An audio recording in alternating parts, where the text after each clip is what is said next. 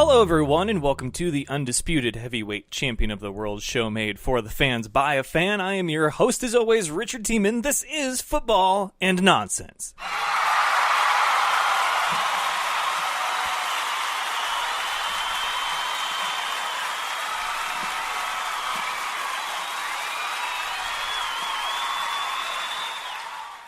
Happy early Thanksgiving to you all. Of course, this will be the only episode of the week for the week of Thanksgiving. So we're doing a little bit of a Thanksgiving special here on the F.A.N show. Eric stix Fischer will be joining me a little bit later on. We're going to give thanks. I've already started on Twitter. If you're thankful for something, go ahead and tweet at me. Be more than happy to share it with the good people of F.A.N Nation, who I'm very thankful for. You, F.A.N Nation, you guys have been awesome. The show has gone into its third season, and of course, we're about at week 12, meaning that this NFL season is about 3/4 of the way through.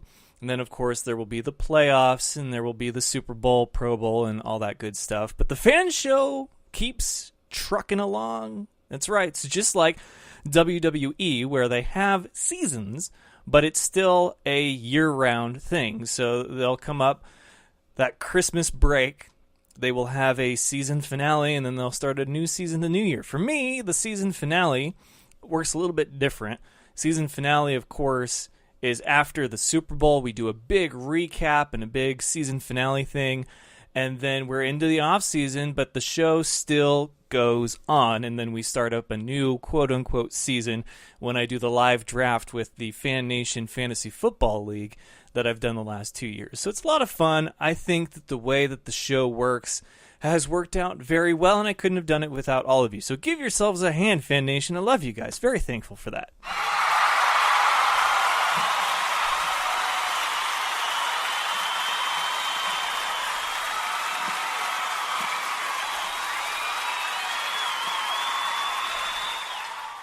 So I guess, like with every episode, we should probably start out with the headlines, right? And we can still be thankful for everything that happened in the world of sports. But yeah, let's go ahead. Let's do our due diligence here and the headlines from this last weekend in the world of sports.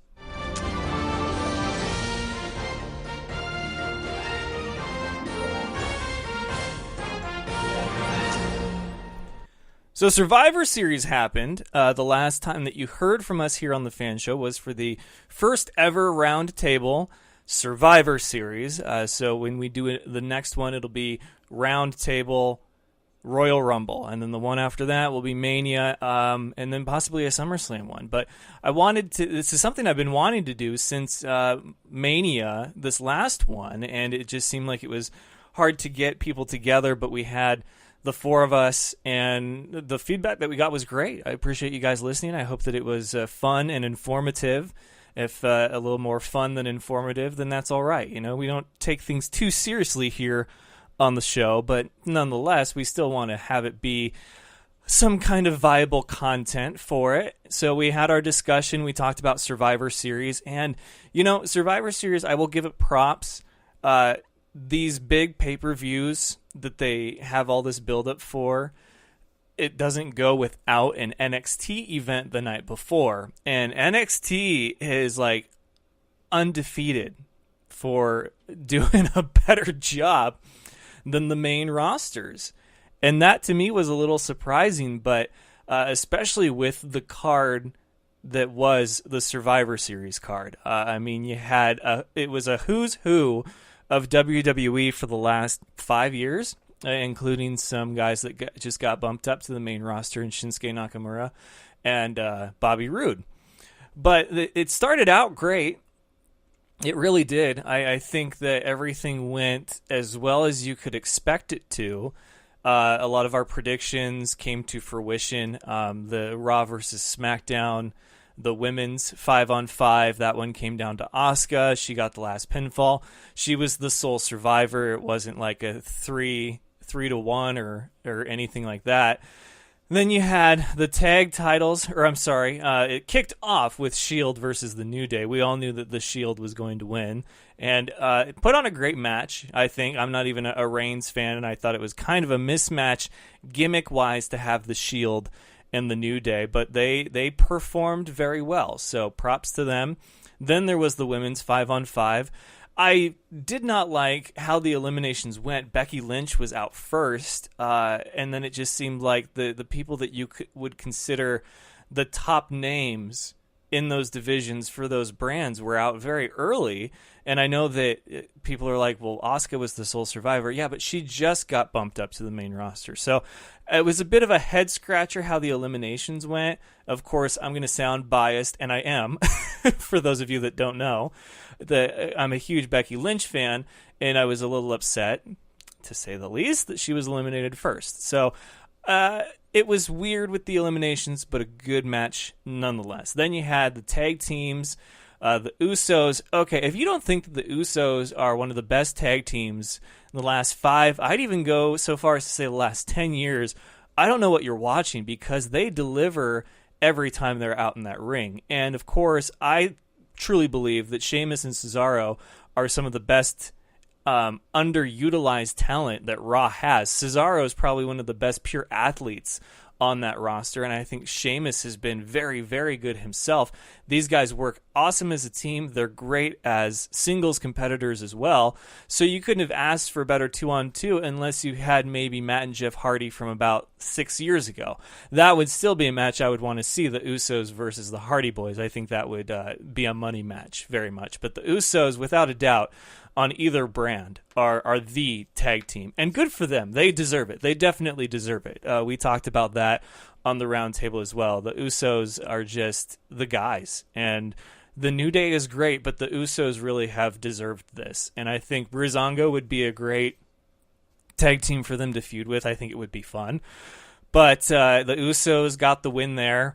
And then you had the Intercontinental against the United States Champion, The Miz, Baron Corbin. Baron Corbin got it, but man, The Miz made him look so good. And that's the mark of a true guy in WWE, is how good you can make the other guy look. People that could make their opponents look fantastic. A few names to drop here in this particular category: Shawn Michaels, The Rock, Chris Jericho. Yeah, okay, it's a who's who. So for a guy like The Miz to go out there and make Corbin look as good as he did and lose to him like that, oh, so good. Miz should be Universal Champion. But then you had the women's, which Charlotte Flair versus Alexa Bliss.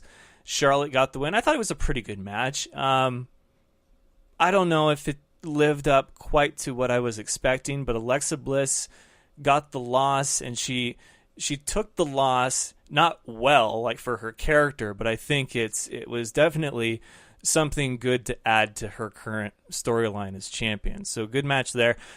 It's funny, of the 4 titles that there are, the titles, Universal and WWE, the women's, the tag team, and then the US IC, SmackDown won 3 out of 4 of those. But yet Raw still won Survivor Series. You would think that to help make things interesting, it wouldn't just be straight up, this counts as 1 and this counts as 1. You'd think that like maybe title wins, like the champion versus champions, would like count as 2, or like you'd get 2 points for those, and then the 5-on-5 they'd get points for however many were left, on that side. Because then Brock Lesnar versus AJ Styles happened, and oh my God, I couldn't believe it. I knew it had potential to be good, but if it was going to deliver or not, that was the question. And man, did it deliver, and then some.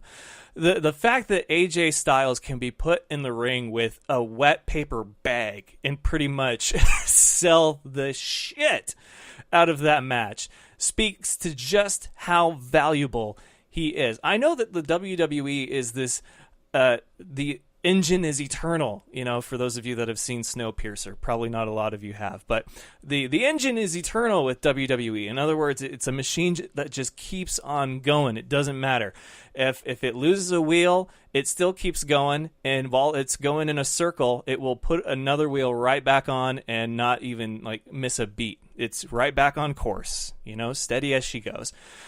If it lost a wheel like AJ Styles, it would move on, but I don't know how well, because he is just the guy. He has got to be the most talented in-ring performer that they have on either side right now, and he's on what they call the B brand. Then you had, props to him and Lesnar. I think Lesnar may legitimately be hurt, but I'm not sure. I haven't seen reports of it yet. I don't wish injury upon anyone, but since it looks as though he is hurt, my only hope, and I still feel kind of guilty for saying that, but I tweeted this out earlier. Hear me out on this. I hope that it's enough that he has to vacate the title, because in all honesty, it's someone else's time. There have only been 4 Universal Champions, and it's been around for 2 years now. And none of those champions, fun fact from yesterday, have ever had a rematch for it. Finn Balor held it for 22 hours. Kevin Owens held it for like 180-something days, and then Goldberg held it for 2 months, and now Lesnar has held it for 200 and some odd days, and it's because he only defends it like once every 2 to 3 months, and that's a little ridiculous. The Intercontinental title is the title on Raw, and now that AJ has the WWE title on SmackDown, that's finally become the relevant title over there. The 5-on-5 was very lackluster, in my opinion. A lot of people said that they were not only upset with how it went, who was left, but especially how it ended. It was very confusing.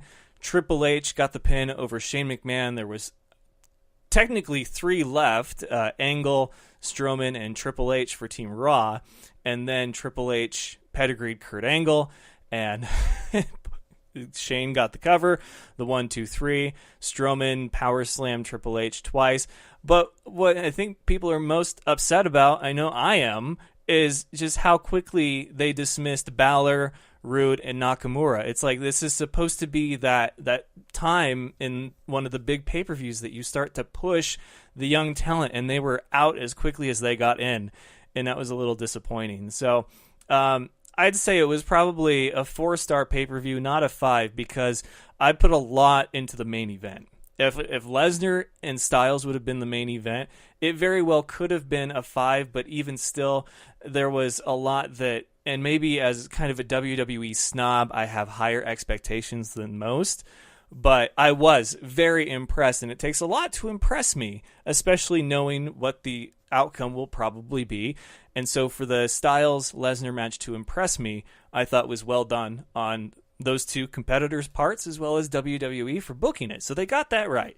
But then they really dropped the ball in the 5-on-5 men's elimination. So Raw got the, 4th and final point, 4-3 then.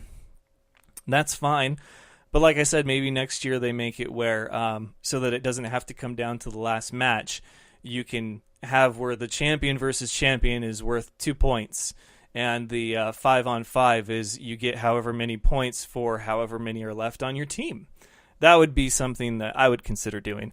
Then last night on Monday Night Raw, looks like they're going to shift a few things. Roman Reigns has won the Intercontinental title for the first time ever in his career. Whoop-de-doo. I hope The Miz gets a shot at the Universal title because he definitely deserves it. So that's what you missed on Monday Night Raw. Paige returned, but I don't care. I'm not a Paige fan at all. So let's go ahead and shift gears over to the NFL. A lot of you tuned in for the football, so we got through the nonsense. Now the real stuff. The Packers got shut out at home, which is something that never happens. Hasn't happened for several years. So now the question is, just how much is Aaron Rodgers worth? A lot. I mean, to answer that question, he is worth a lot. And when Fish Sticks come on, he'll tell me all about just how worth, just what the worth is of Aaron Rodgers. Tom Brady laid it on the Oakland Raiders down in Mexico, 33-8. So obviously there's trouble in Oakland. I just saw a notification about an hour ago, maybe 2, that they had fired defensive coordinator Ken Norton Jr. And that hurts a little because Ken Norton was a SF, a Niners alumni. Niners didn't lose this week because they had a bye week, so they have now gone 2 weeks without losing a game this season, so that's very impressive. The Giants, though, the team who they just beat, beat the Chiefs. And I know that I have been that guy that said it's not yet time for, cause for concern for the Chiefs. It might be cause for concern for the Chiefs right now. I don't know how you lose that game.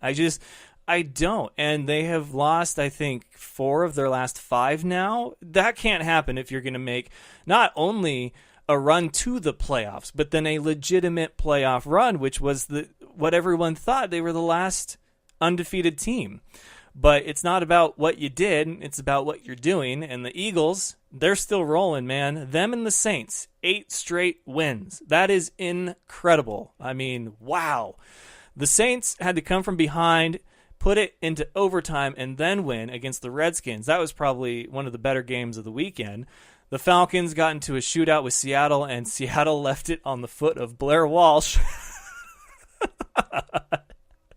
Do I even got to tell you how that one went?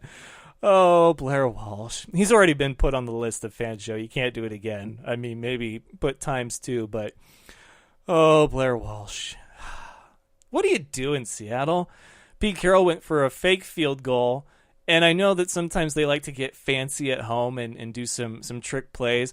Wrong opponent. Okay, Falcons knew they needed to win, and they got it. Like, they went in there to take care of business, and yeah, the lead almost got blown, but at the same time, this was a team that knows what's at stake. And I don't know if Seattle's quite let that set in. You're missing, like, 2 key members of your defense in Chancellor and Sherman, and you're going to do fake field goals and then end up losing by a field goal because you put it on the guy that can't make field goals? It just... Oh, Pete Carroll, what are you doing, man? So, a lot of people still think that they'll make the playoffs 10-6. Whatever. I mean, come on. But it's something that Seattle's never out of it until they're officially out of it. So I guess, don't count your chickens or your sea chickens until they hatch. But the Saints and the Redskins, great game. The Eagles and the Cowboys, not such a great game. There's obviously trouble in Dallas without Zeke, and of course Sean Lee missing on the defense, who is a very important and valuable member of that side of the football. The Packers getting shut out. The Browns lost again. They are now 0-10, but they do have the Bengals coming up. And the Bengals, they're the Bengals. So it's the battle for Ohio coming up next weekend. That should be interesting. I don't know if the Browns are favored. I just know that when I go to pick my survivor pick each week and it tells me the percentage of people that picked which team, which game, I had done, I think, 3 or 4 picks against the Browns. And this next week, they're not even in, I think, the top 3 or 4 as far as people picking Cincy to beat them. So that's something, right? As far as the rest of the NFL goes, I mean, really, it's the same stuff. We're getting ready for Thanksgiving, which screws a lot of people up. I won 6 out of the 7 fantasy leagues that I'm in for this week. I have yet to do a clean sweep, but 6 out of 7 ain't bad. And I'll probably only go to the playoffs in 1, maybe 2, but that's okay. So Raiders fired DC, Ken Norton Jr., the Broncos fired their offensive coordinator, and the Broncos are to start Paxton Lynch at QB against the Raiders. I don't know if that makes a whole lot of sense, but I guess, hey, smoke them if you got them. The Vikings and the Rams, holy crap. The Rams were right up there with the team that had scored the most points on average for the entire season. Minnesota held them to 7 points. Okay, so let that sink in. Minnesota's defense is that good. They put 24 on LA, and they held that offense to 7 points. Vikings are the real deal, folks. At week 11, that's the kind of football you need to be playing right there, especially against a team with the same record at home. And I love how much crap I got when I said that Case Keenum is a start-worthy quarterback. He's a guy that deserves to start somewhere, and people are like, you're crazy. And whenever I get something wrong, people are all about letting me know that I got it wrong. That's fine. That makes sense. But when I get something right, crickets. So there's been a lot of crickets lately. I think I said that last week too. So I'm enjoying this ride because so many people will follow people on Twitter or whatever that are just stupid and people that think that Carson Wentz is overrated when I said that he would probably be the second-year quarterback that would have the best season this year. He's an MVP candidate, and there's a guy out there that will continue to beat the drum that Carson Wentz just isn't that good. Well, I'm not down with that. He's kind of a moron. But, hey, follow who you're going to follow. But, yes, the Bengals beat the Broncos 20-17. And the Chargers, 54 against the Bills. The Nathan Peterman experiment is over. And it was over in the first quarter. 5 interceptions. I've never been so happy to pick up a defense on a hunch than I was for the 3 leagues that I picked up the Chargers defense in. So thank you, LA. That'll probably be the only time I use you. But that alone saved me in a couple of leagues, I tell you what, because it was rather quiet for some players, and that was kind of disappointing. Lions got a win over the Bears. This was a very close-scoring game. I was a little surprised. So as far as my pick'em went, I sucked. Now, I picked the Packers at home. I figured they beat the Bears. They could probably beat the Ravens. Obviously, I was wrong. I picked the Dolphins to beat the Buccaneers. Was wrong there, 30-20. I did pick the Vikings, so that was good. I did pick the Lions, so that was good. But that one, you didn't know until the end of the game how it was going to go. I picked the Cardinals over the Texans. I was wrong on that one. Thankfully, I picked the Jaguars and got that one right. I picked the Saints as well. And then I picked the Chiefs, which that was not so great. I picked the Chargers. I picked the Patriots. I picked I think I picked the Broncos against the Bengals. So another mistake. I picked the Eagles, and then I picked the Seahawks just because I wanted them to lose that bad. But here we are. We're going into Week 11. I know that Mr. Bauer, at Mr. Video Guy, has his Fanatical Thoughts article is up right now at thefanshow.com, so you can go ahead and go and check that out. But we are in the thick of it, and there's a few teams that are guaranteed a losing season, a few teams that, although maybe not mathematically eliminated, have been eliminated for a while. But congratulations to the Philadelphia Eagles with a record of 9-1. They have guaranteed themselves a winning season for the 2017 NFL season.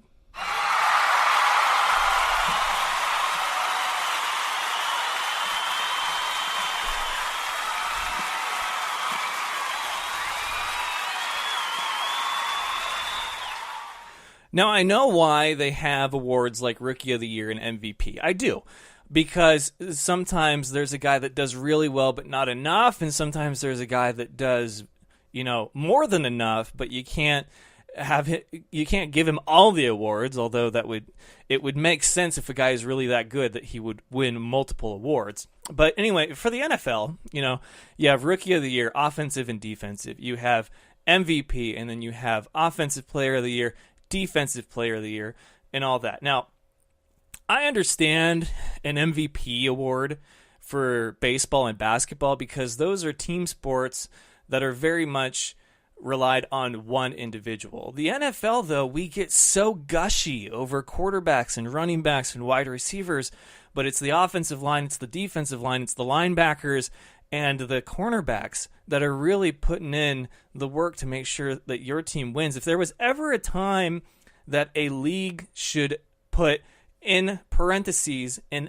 S after the letters MVP, it should be the NFL, because there's been so many years that there are more than one MVP in the league. And I'm not saying like Antonio Brown and Jordy Nelson. I'm saying that like an offensive line, a defensive line, a defensive squad. I would have given the MVPs to the Legion of Boom a few years back, okay? And I'm not a Seahawks fan, but I recognize the difference that they make. So for me, Rookie of the Year, without a doubt, has got to be Leonard Fournette. The guy is playing the most consistent football at that position, and he is the difference maker for the Jaguars. Their defense is doing a phenomenal job. But I think, if not Rookie of the Year, I think he's done more than that. I think he deserves the MVP. But we're all looking at Carson Wentz. I understand why. Tom Brady, again, I understand why. But why does it have to be a quarterback? I think if you look at what teams are where they are because of either who they have or who they don't have, they deserve to have the MVP. Aaron Rodgers is without a doubt the most valuable player in the NFL right now, because without him, the Packers are pretty much belly up. Okay? Packers are 1-3 through 4 games without Aaron Rodgers. The Patriots were 3-1 through 4 games without Tom Brady. Small sample size, yes, but the numbers don't lie. And I'm going to do some more digging on numbers so that I can get you points allowed, points for, yards, and everything, because this is a thing. You guys get so just, Tom Brady, and he's great. I'm not saying he's good, he's great. But I do think Aaron Rodgers is better. I really do. Maybe Mike McCarthy is that bad, but can a coach that's had that many winning seasons really be that bad where he gets no credit? He deserves some, but he also is going to get the credit for when the team does awful without one player, and that's Aaron Rodgers. So Leonard Fournette, Aaron Rodgers, offensive lines everywhere really deserve some recognition. And I do think that Carson Wentz deserves some recognition as well, but I don't know if he's the most valuable player in the league. He'll probably get it, especially if they continue. Jared Goff's another nominee. Why? Maybe Gurley deserves it. I just feel like there's too much going on in a football game to recognize one guy accurately. So Fish, Stix, and I will probably talk about that when we come back. We're going to give you what we're thankful for, as well as we'll probably throw everything into this episode that we need to, add somebody to the list of Fan Show, a Butt Fumble Award, and then, of course, Fan versus Fan Show Pick'em. So, hey, don't go anywhere. We've got a lot more of the Fan Show coming up right after this. This is The Sheet. Gets me all revved up. My face is now red. My ears are just freaking boiling. He's so raw that Sky hates him. Yeah, he had 51 touchdowns, 4,900 total yards. I know y'all like that, but I got to run. And only in Alabama that could happen, I have to say. They're so good, man. They would win the Big Ten if they were in the Big Ten. You could be doing something vision-based in front of you and reach down and grab a handful of insane goodness. Give it to him. Kudos. I'm clapping like a golfer. Very good, Johnny. I'm proud of you. Wow, you guys agree on something again? I'm very impressed. You ever had a bad week? You know, just you walk outside, step in a puddle, like right when you walk outside. I mean, how's there a puddle right outside your house? Or you stand on the curb and somebody drives by and splashes water up on you? Or it's just raining on you, not anyone else? I will tell you, before you go any further, I cannot hear Chad when he speaks. Good. Here, listen to the sheet, man. I don't really know what we're doing. Every Saturday morning, 8 to 10 a.m. right here on WBLZ Sports. Whether it be your industrial, commercial, or residential needs, Gen Service is the electrical contractor for you. The Gen Service team has the expertise, commitment, and educational years to help you solve all your electrical concerns. They have you in their best interest with helpful suggestions to accommodate your every want. Give them a call, no matter the size of the job, at 740-438-7173. Mention WBLZ Sports, and you'll get a discount. That's Gen Service, 740-438-7173. This is Nick Ciccarelli, the mad scientist of sports. Join me and Dr. D, Derek Jones, live every Saturday night, 10 p.m. Eastern Time, 7 p.m. Pacific, for the Mad Scientist Sports Lab. The big intellect, the experiments on the chalkboard, and the guest subjects will be rolling in. Mad Scientist Sports Lab, only on WBLZ Sports, where we got balls. Doug Peffer Painting and Pressure Washing. He has over 30 years of painting experience. He's interior, exterior, commercial, or residential. Doug Peffer covers it all. Is your house looking ugh? We'll call on Doug. Doug Peffer Painting and Pressure Washing. 404-966-3361. Mention WBLZ Sports and get a special We've Got Balls discount. That's Doug Peffer Painting and Pressure Washing. 404-966-3361. Check out Thursday Night Tailgate, where NFL legends live on. We bring you 5 NFL legends every week, sharing their stories and insights, plus our spotlight on the positive. Hear which players are doing great things in their communities. Now on WBLZ Sports Talk Radio and WBLZSports.com.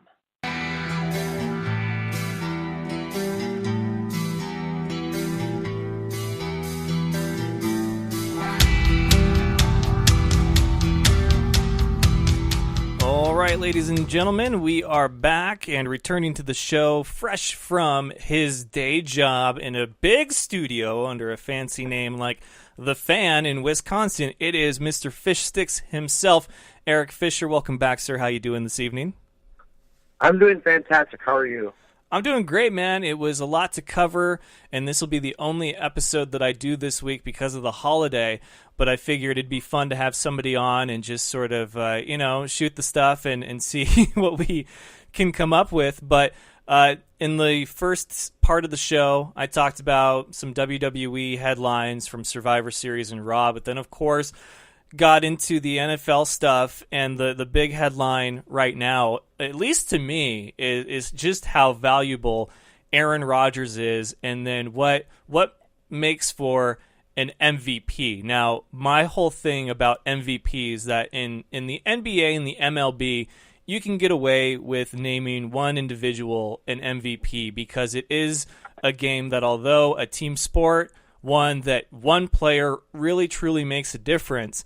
And we're seeing that with the Packers, but at the same time, I don't feel that a quarterback should be worthy of being the most valuable player every year when there's so many parts that have to go right on each snap of every down in order for them to play at their peak level. So I think it should be optional for multiple people to win MVP in a game like football, specifically an offensive line, a defensive line, or maybe even a defensive unit.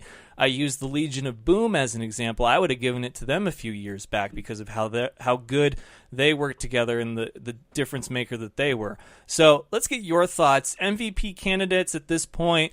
Aaron Rodgers, what's he worth? Like, what's the word in Wisconsin right now? Well, I tell you what, we really miss him here in Green Bay. I bet. And that's an understatement, it really is.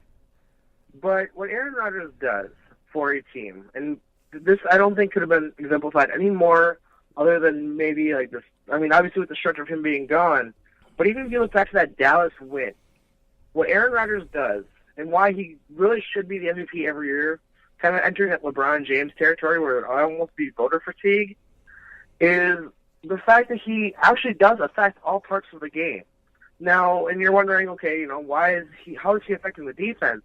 Well, we've seen, at least in Packer country here, week in and week out, the defense is actually not as bad as most people think. I mean, it gets, the rep, when you lose 23-0, it sounds like you gave up 23 points. In reality, you're giving up, short field, couple field goals, and I think it was 2 touchdowns this last Sunday. And really, I mean, if you look at even those plays, the first one was an amazing play by Mike Wallace. But when Aaron Rodgers is on the field, you're going to get long drives. You're going to keep your defense off the field, give them guys a break, because it looks like, the last few games, the points are mostly coming in the second half. Those guys are on the field almost double what the offense is. So Aaron Rodgers opens up the run game you have to respect his arm. It opens up holes for the running back. He opens up, obviously, the passing game because, obviously, we've seen what Brett Hundley can do. It's not even close to the same effect. And then we see what the defense does in the first half, and you're sitting there like, yeah, these last 5 games that he's been out, including the Vikings game, realistically speaking, you're sitting there, we should have won all 5 of them. And yes, they did win against the Bears with Brett Hundley, but that's the Bears. All these games are, I would say, direct, wins if Aaron Rodgers was playing, which instead of being a 5-5 team, then you are a 9-1. Well then, I mean, that's quite the difference with Aaron Rodgers, and I completely agree with you there. He is missed in Green Bay, and I had actually picked them to win against the Ravens because they beat the Bears, and I said, okay, it's not as bad as it looks. It is as bad as it looks. It really is, and so many people are calling for Mike McCarthy's head, and I've always said on here so many times that, Mike McCarthy, out of 32 teams, there's easily half, if not more, that would scoop up a coach with his kind of resume, but you have to wonder just how much has Aaron Rodgers contributed to that resume, and I think, obviously, we're seeing that it's quite a bit. I don't think he's all to blame. I don't know if their defensive coordinator is all to blame either, but something is not working right in Green Bay without Aaron Rodgers. It shouldn't come down to just the play of your quarterback. Obviously, New England's got it figured out. They went 3-1 without Brady last year, which obviously hurts Brady a little bit, but maybe we're beyond, hurting Brady's legacy because he's got the 5 Super Bowls. Still, Aaron Rodgers has got to be the most valuable player out there in the NFL because of what he can do for his team and possibly your team, depending if we ever see him don different colors or a uniform in his career. Right, and I mean, the last few weeks I've been kind of trying to avoid it as much as I don't want to be on that McCarthy. Like, he's only the benefactor of Aaron Rodgers. I went to the game Sunday, was in the south end zone, which, I mean, if you look at how Lambeau Field's set up, you get a great view from anywhere, but especially in those end zones, you can really see a lot going on. And I like to think I have a pretty decent football mind. So sitting there and a lot of the speculation of, McCarthy's trying to do too much with Brett Hundley. He's not doing enough with Brett Hundley. Watching these games and watching what I saw, I'm officially off that bandwagon forever, or at least this season anyway, that McCarthy is only good because of Aaron Rodgers. Because when I look at the play calling, especially this last Sunday, there are open receivers every single play. And Brett Hundley, I don't know if it's just he's not seeing it, and maybe it's just the benefactor of me being, 45 rows up and seeing it, or what the deal is. But it's not play calling. It's not, and like I said in my last answer, it's not even the defense's fault per se, because they've been playing well enough to win every single game.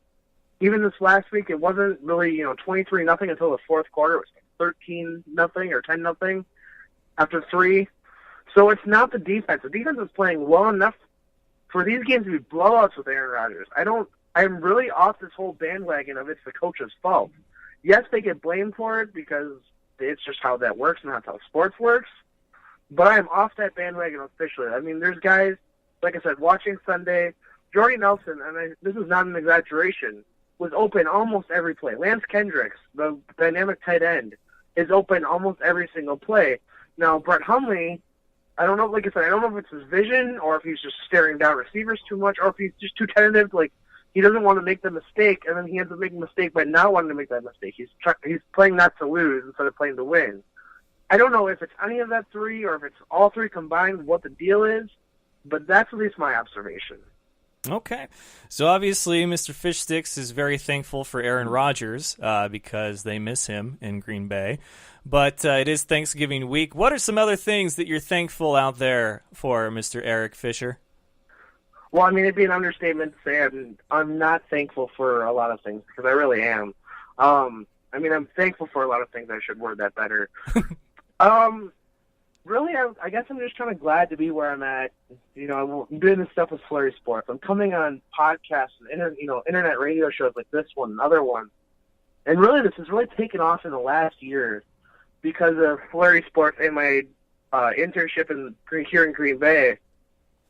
It's insane just in the amount of time out of a year where I went from, I think, having like 300, 400 Twitter followers, trying to break that hump of 500. And in the course of a year, just from doing, being in the media field even more, where I'm over 1,000, it's just these different things. It's different people, like, looking at my accounts, looking at what I produce, and being impressed. Like, I can't be any more thankful for just the little things like that. So the Twitter followers, all that kind of stuff. Obviously, family, friends, supporting me along this journey. Like, I mean, I come from a town, and I'm not even lying to you, I had 50 kids in my graduating class, and I think there was like 10 of us who went to 4-year college. So, I mean, the odds of like what I'm doing are so low coming from such a small town. I think my hometown, Gillette, is like 1,300 people. And so I look back at just everyone who's been there and all that kind of stuff, all that cheesy nonsense. It sounds, cliche, but it really is true. And in the sports world, the Packers, Wisconsin sports is so good. Where we're almost spoiled. We've been spoiled my whole entire lifetime. The Badgers are always good, both football and basketball. That always wasn't the case. The Bucks have been moderately good. They're getting better.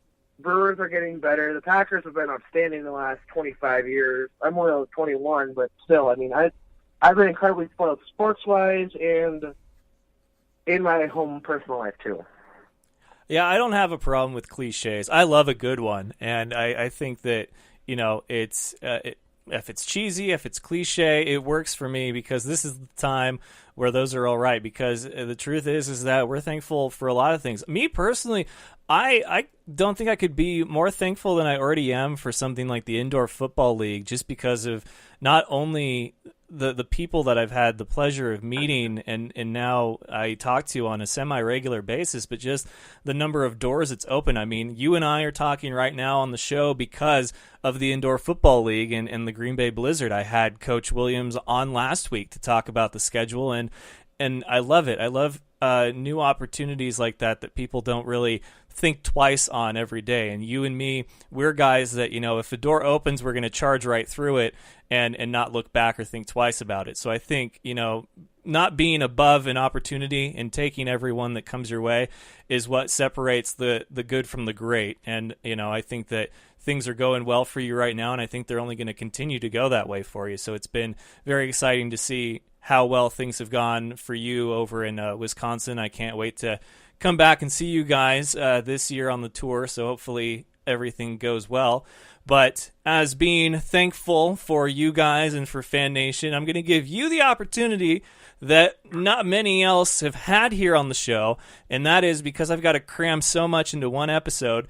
There needs to be a new addition to the list of Fan Show, and we have to give out a Butt Fumble Award. So I'm going to let you pick both of those. Now, the Butt Fumble Award I'll make easier for you because there are two nominees for the same thing, but I want your opinion on who deserves it more. So, Sean McDermott or Nathan Peterman? Who was more butt fumble worthy in Week 10 of the Week 11 of the NFL? It's funny because usually, 2 answers ago I just said that I usually don't blame head coaches for things, and I thought that was overrated. But what Sean McDermott did is absolutely baffling. They had 2 bad games under Tyrod Taylor, and he didn't play the best. But it's not like, the backup quarterback sitting there is Aaron Rodgers, or it's not like that guy is, Carson Wentz or Jared Goff. They have like a 5th-round draft pick, which is kind of ironic that that's what Green Bay is working with, is Brett Hundley as a 5th-round draft pick. But you look at these different comparisons, it's just almost baffling of like, why now? Like, are you really that committed? The Bills are in playoff hunts, You have a chance to go at least to the wild card where they were standing with Tyrod Taylor, and he's played well. And then to go and bench him after 2 mediocre games, not even horrible games, but 2 mediocre games to this guy who wildly untested, especially in the big spotlight. I mean, I don't want to bash a guy after one start, but he's not NFL ready yet. No. And I think that's an understatement, yet even, I'm trying to be nice about it, but that all comes back on, I don't know if it's just confidence in the player or if he's just trying to see what's going to happen because of how good this draft class is this year. I really don't have an answer other than the fact that I think this all falls back on personnel choice. And clearly this was the wrong one. I mean, yeah, it's easy to go blame the rookie who throws 5 picks. It happens. Well, it doesn't happen. Let's be real here. But he's only in that position because of a bonehead play. That's why I'm going to go with Sean McDermott over the actual quarterback. All right, so there were 2 options. We've discussed it, and here on the Fan Show, Mr. Fish Sticks himself has dubbed the winner of the Week 11 Butt Fumble Award as none other than Buffalo Bills head coach Sean McDermott. Congratulations, sir. Your inability to make wise coaching decisions and bench a Tyrod Taylor for a Nathan Peterman have earned you the most prestigious and coveted award here on the Fan Show. It was butt fumble worthy, so congratulations, Coach McDermott. You, sir, have earned it. So, with that then, we have the list of Fan Show, and this is something that normally I do that's kind of different from the Butt Fumble Award because this is open to really anyone and everyone that I feel have just rubbed me the wrong way so much that they just have to go on a list, and that's where they will be forever and ever. So for you, looking back on everything that's happened in this NFL season in 2017, if you could put one name on the list of Fan Show, who would it be?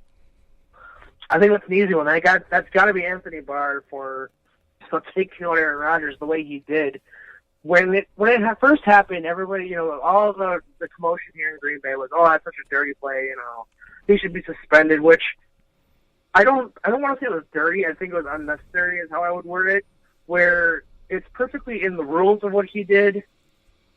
It was within that whole 2 steps of the quarterback. He was engaged. I just have a problem with, slamming the dude down, and really that altered the whole course of the season. The Vikings at that point were kind of stumbling. They were starting to do this little roll here that they've been on, but at the same time, they were just coming off of, I believe, the week before or 2 weeks before that, they had lost Dalvin Cook. They haven't lost that Green Bay game, that's for sure.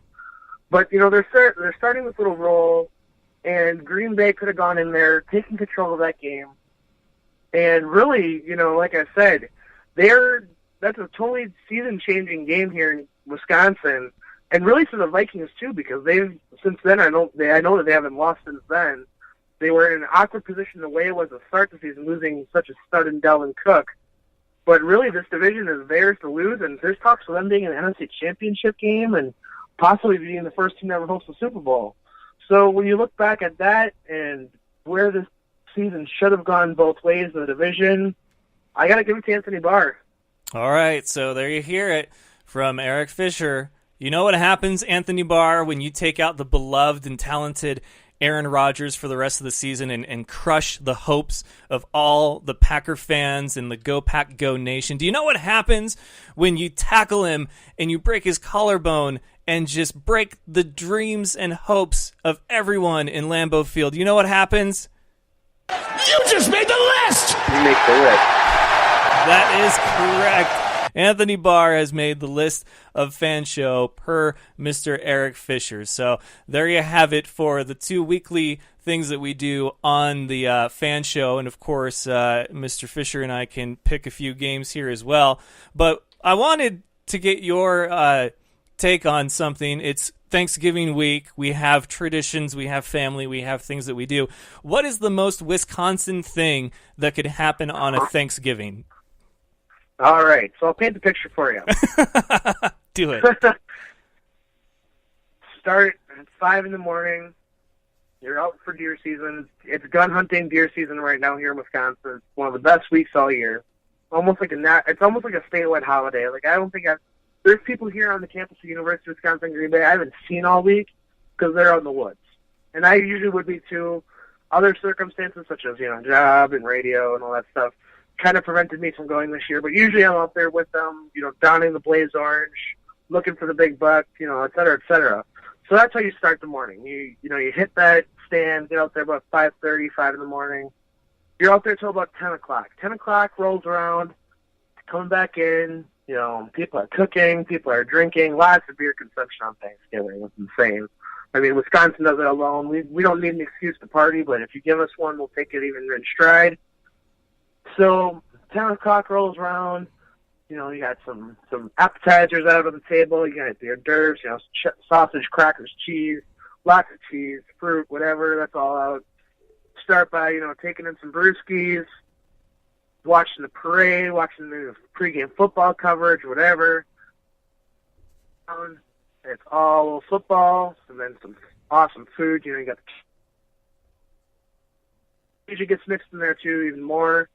Couple more beers go down, and this is where it gets interesting. So about 5, 6 o'clock rolls around. A lot of people still watching football, or even 3 or 4 o'clock. It's either watch game 2 of the football games, or head back up to that deer stand for the last 2-3 hours of the day for hunting. Usually it's kind of a combination of both, if not more drinking and then just watching football. Depends on how much that food coma is hitting you. Or it's even going farther up north to do it more for the last weekend of deer season. But that's really about the picture of it. Then you're watching more football, hanging out with family, you get those leftovers, some warmed up turkey sandwiches, whatever it be, some pie going around the table, and more drinking. That sounds like the most jam-packed Thanksgiving day ever. It's not bad. It's not a bad way to live. And then, people go Black Friday shopping, all that stuff. And you don't usually hear about a whole lot of riots here in Wisconsin for those, those must-have items. A, because people have common sense and that Wisconsin hospitality you hear about is real. But half of them are in the tank, so they're either shopping online or they're just so subdued already, even if they do go out to the actual masses. They're not getting in fights over stuff. It's all about love here. I would imagine the sporting goods department at Walmart, and then if there's a local Cabela's, would probably be the only ones with lines wrapped around the buildings on Black Friday.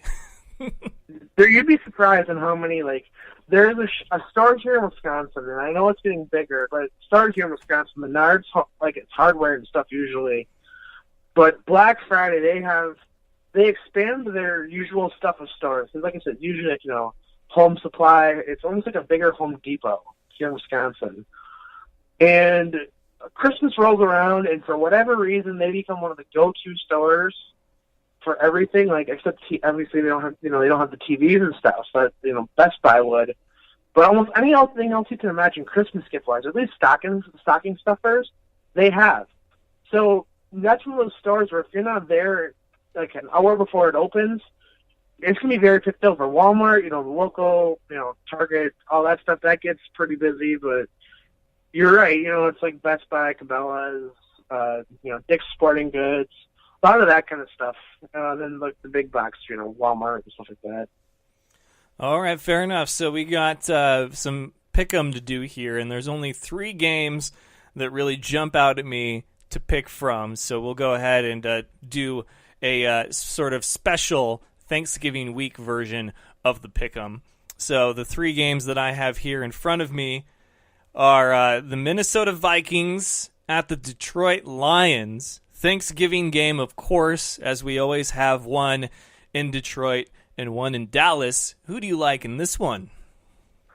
Well, right now it's almost impossible to pick against Minnesota just because how good that defense has been playing lately. The offense is really figuring things out with Adam Thielen and Case Keenum, who, let's be real here, shouldn't be as good as he's been playing this year, is playing that well and then some. So it's really hard to pick against them, but it's in Detroit. It is Thanksgiving. I'm still going to go Minnesota. I don't feel good about it, but that's kind of where I'm leaning just because of how hot they are right now. If they are going to lose in this next stretch here and start any sort of downward spiral, it would be against the Lions. The Lions' offense has been electric almost all season. They had a little bit of a scare against Cleveland early on, but I think they'll survive that. And then even Chicago this week, they struggled a little bit at first, but once again, the Detroit Lions team, as they have been in the last 2-3 years, they're a second-half team, and they're going to light you up one way or the other. Yeah, for me, I know that there were high expectations for the Rams and Vikings game, and for the Vikings to hold the Rams to 7 points when their average has been some 34 or something just ungodly like that all season is really impressive. But then again, it's still a very young offense, and I do think that this is a much better squad this year than last year as far as the health factor. I still think Sean McVay inherited a playoff caliber team, and we're seeing that. But the offense has some room to grow. I think Detroit's offense, though, is miles ahead of a lot. I don't know how well their defense is, but them going up against Minnesota and that defense, after how hard it was for them to score on Pittsburgh, it's tough. But they are at home. It is Thanksgiving. I will give this one to the Lions just because I think that they really do need this win, and it would make things very interesting in that division if the Lions got a win against the red-hot Vikings team. So that'll be how that one is for us. The next one is Atlanta against Tampa Bay. Now, this one is a game that obviously Tampa Bay, I feel, is out of it. The Falcons are in it, but some people, when it comes to a divisional game like this, you never really know. Your thoughts on this matchup? You couldn't have said any better. Tampa Bay, they have a habit of, finding themselves out of it, especially, without Jameis Winston, I'm going to make that pick right away.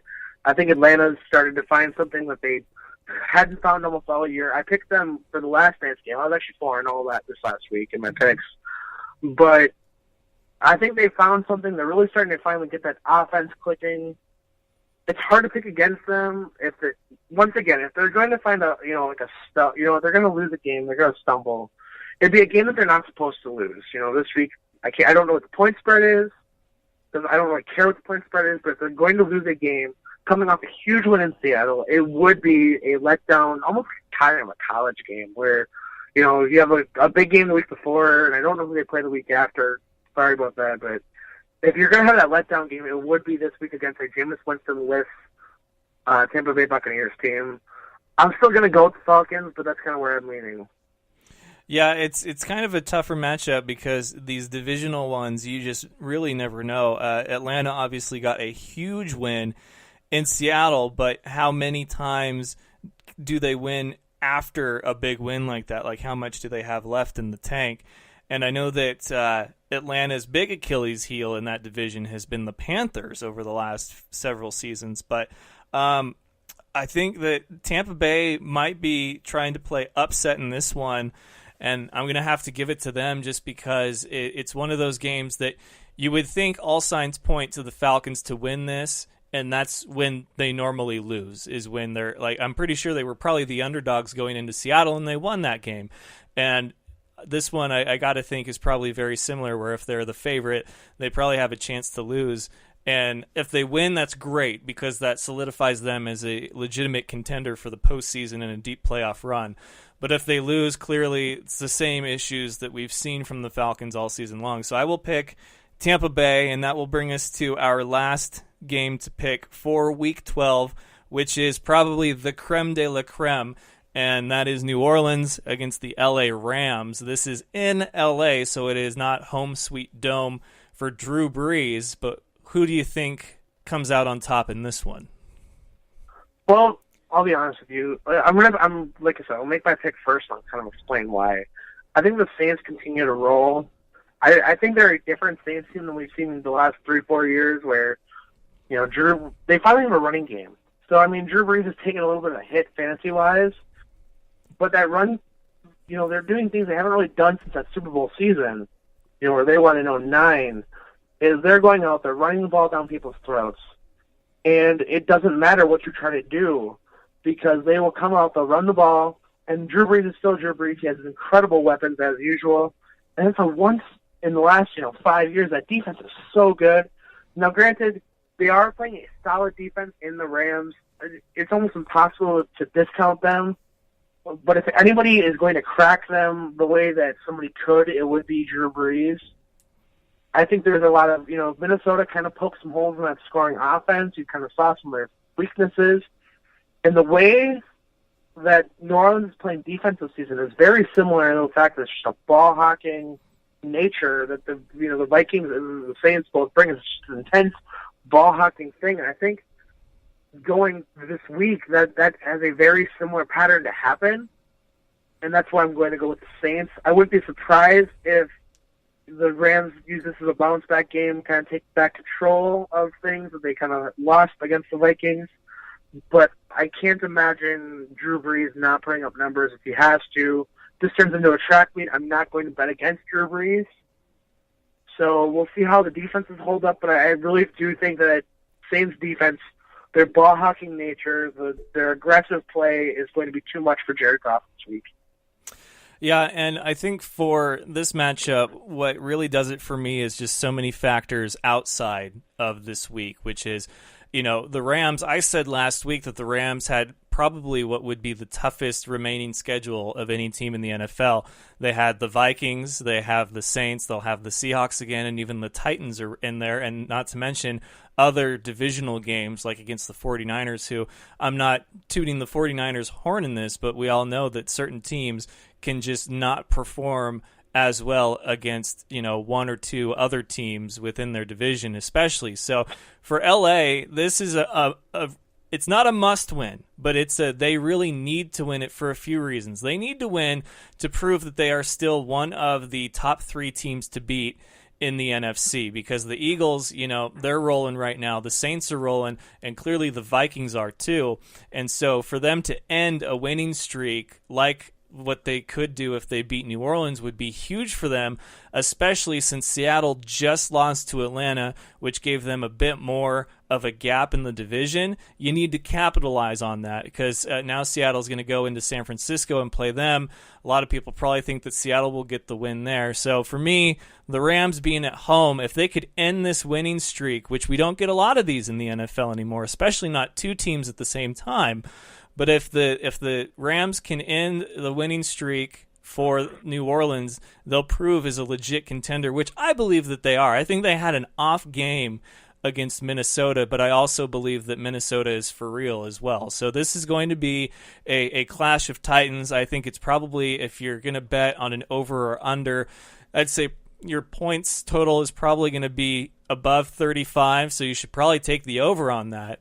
And I'm going to have to give it to the Rams on this just because this win would mean more to them than it would for the Saints. But that's just my opinion on it. So I'm gonna pick the Rams.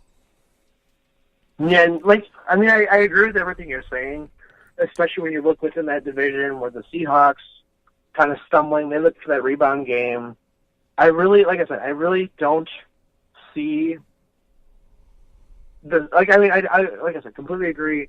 I do think that Rams team is for real, but that defense, Seattle or that New Orleans has is so underrated this year, especially at 1-2 punch at running back. I have a hard time thinking that they're going to be stopped this week, but if anybody is going to do it once again, that would, like all these games, it's a lot of the same theme where if anybody's going to do it, it would be this week where those streaks stop. Yeah, it's definitely prime time for things to get flipped upside down, although last week some of those outcomes and scores of the early games are just very head-scratching. But Eric, a pleasure as always to have you on the show. Like I said, looking very forward to seeing you on the tour again this year. So, keep things going in your favor. Keep the momentum going. Strike while the iron is hot, and I wish you nothing but the best. So we'll talk to you probably after the break and have you on as we get closer to the playoffs. But enjoy your Thanksgiving, your time with family, and everything that you Wisconsinites do over there in the Midwest. Will do. Thanks. You too. All right. Take care. You too. And that was Eric Stix Fischer, host of the Fish and Panda Show. He is a contributor to Flurry Sports, and he's an intern for the F.A.N. over in Wisconsin. So he's a great guy to have on here to give his thoughts on some football and, of course, nonsense and all things Wisconsin. But thank you all, Fan Nation. I'm very thankful for each and every one of you that take the time to listen either live or in the form of a podcast at your leisure. And I'm not going to, waste any of your time telling you how you can listen, like on SoundCloud, iTunes, or iHeartRadio, or WBLZ Sports. And I'm not going to waste any breath on where you can find all of your football and nonsense, like thefanshow.com, Instagram, Twitter, and, of course, Facebook.com. But I will say that I am very thankful for all of you. I mean that from the bottom of my heart. So this is the only episode that you get this week. Enjoy. I hope it was a good one for you. Tweet me what you're thankful for, because I always love hearing people's outlook on life and what different things they may be thankful for when it comes time to the season of being thankful and giving. So happy Thanksgiving to all of you out there, and not only Fan Nation, but the rest of the world. We will be back at our regularly scheduled football and nonsense time, 7 Eastern, 4 Pacific, next Tuesday, the week of my birthday. So, until next time, ladies and gentlemen, happy Thanksgiving. Best of luck to you and yours. Go Niners, and of course, it's all fun and games until you butt fumble. Good night, folks. Do you remember the time that Mark Sanchez ran into his own player's butt? That was funny sports. Thank you for having me on the show, man. I love the Fan Show.